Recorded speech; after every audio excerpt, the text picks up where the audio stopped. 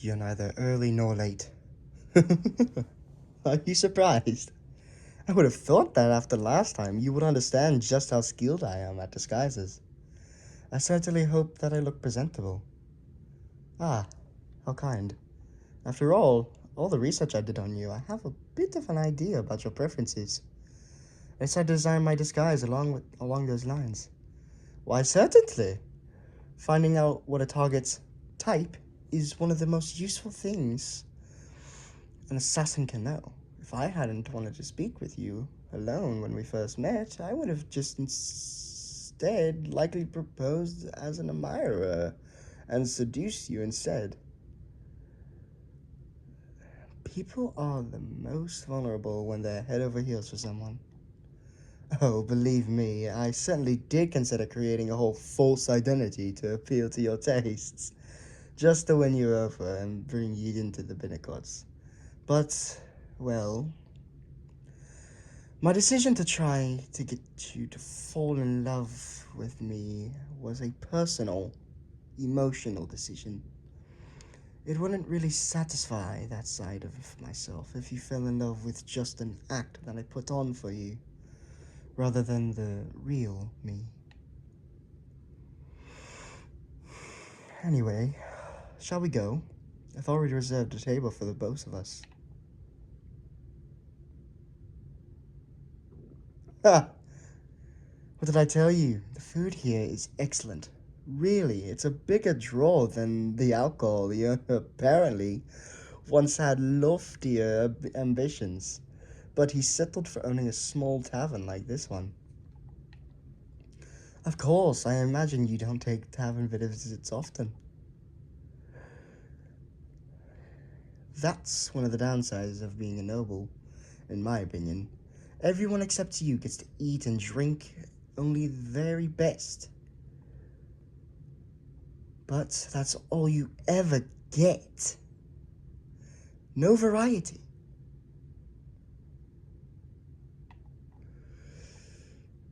I'm fortunate in that regard. As part of a noble family, I can enjoy finer things. But when I go undercover as an assassin, I can experience a whole other side of the world. Yes, I suppose I'm romanticizing it a little. It's hardly a glamorous job, or even a respectable one. And yet, it's not without its perks. Hmm? Oh, it's not as romantic or mysterious of a story as you might expect it. It's not like I was raised by an ancient order of assassins or kidnapped and forced to learn the craft. I just discovered I had a knack for killing. Well, of course, well, of course, that's true. The first time was, it was so long ago. My mother was poor, not because of oppression or misfortune. She was just foolish. She was easily tricked into spending her money on scams, phony miracle tonics, fake business investments, and the like. She seemed to be incapable of learning from her mistakes. It always hurt knowing I was going hungry because she couldn't stop spending, and it was always far, far worse whenever my father would show up. He would show up suddenly telling her he was out on one surefire lead to riches or another, wring as much money as he could out of her, then leave for months at a time. And every single time, she decided that this time he'd change. That he changed as was being genuine. As you can imagine, my upbringing was damaging to my psyche. I went hungry so often, and all because of him.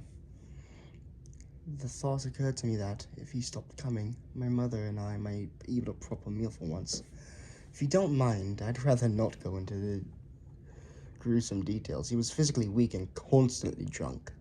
So, let it suffice that he wasn't difficult for even a child to deal with him using the element of surprise. After that, it sort of kept happening. More people would enter my life, lured by my mother's reputation for gullibility. Then I'd find a way to rid of them, One day I realized that I could actually get paid for it and finally stop going hungry before I left my home for good. Though, I decided to put my mother out of her misery. It's not something I'm proud of. I was barely a teenager at that point, and still very much in this terrible state of mind.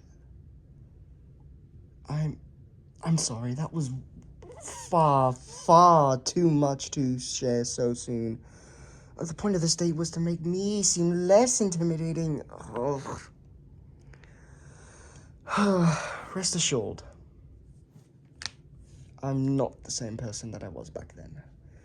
I cannot claim that I'm not dangerous. I am still a professional killer. But I'm way more controlled now. When the Binnacots took me in, they helped me heal a bit. That's part of why I owe them so much. Well, fortunately, I think the play will lighten the somber mood I've brought upon us. It's a bit of a splendid calamity. Shall we? Oh, that never gets old. What did you think about it? I thought you might. You've been under a great deal of stress lately, partially thanks to me. I imagine that something lighthearted would agree with you.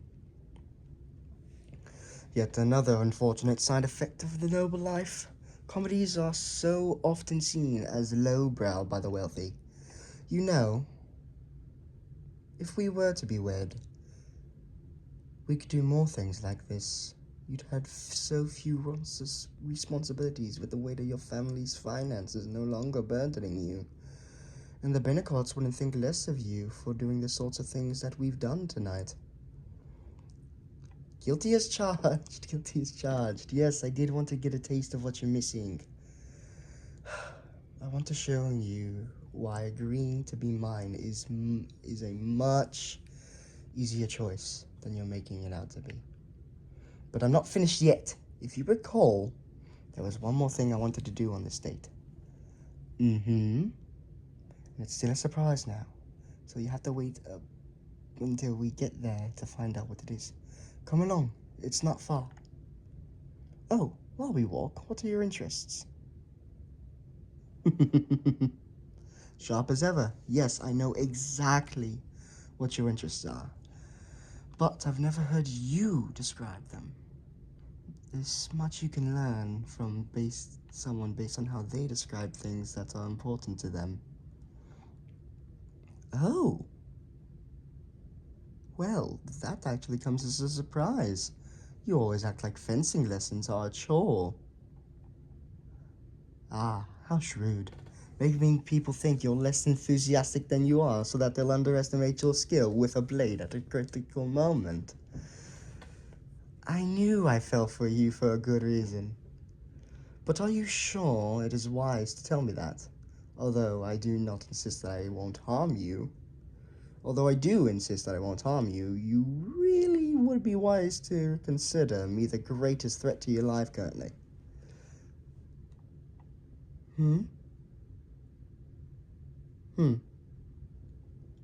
I don't hear that often.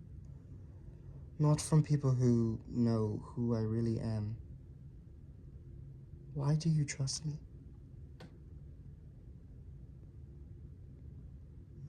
That is so like you. You say something so cunning, followed immediately by something incredibly naive. Well, naive may be unfair.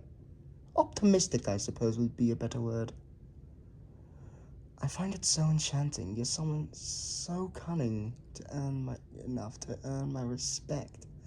But you also very much have a wholesome, hopeful side. I lost touch with that side of me long ago. I can't help but think that you could complete me. Oh, we can talk much more about such things later. We've arrived. I'm not surprised you don't see the appeal. This may appear to be a mere abandoned building, but follow me further, you'll see. This is one of my safe houses, or it was. I've converted into something more cozy. I was thinking that if we were going to ever grow closer, we need a way to meet each other more easily. This can be a sort of secret hideaway for just the two of us. We should try and figure out a sort of schedule where we can regularly meet here. And just, well, do whatever comes to mind. This way, we don't have to feel scrutiny or intrusion. Oh, here comes the best part. Come, over to the balcony. You see, you have no way of knowing based on the surrounding view, but the view of the city is absolutely breathtaking, isn't it? So, what do you think of this? Would it be agreeable to meet here every so often? I'm glad. I've been craving a chance alone with you for an extended period for once. No more of this sneaking around, stealing little moments where we can. In fact, I was hoping we could spend the night here. Oh, are you sure you need to leave?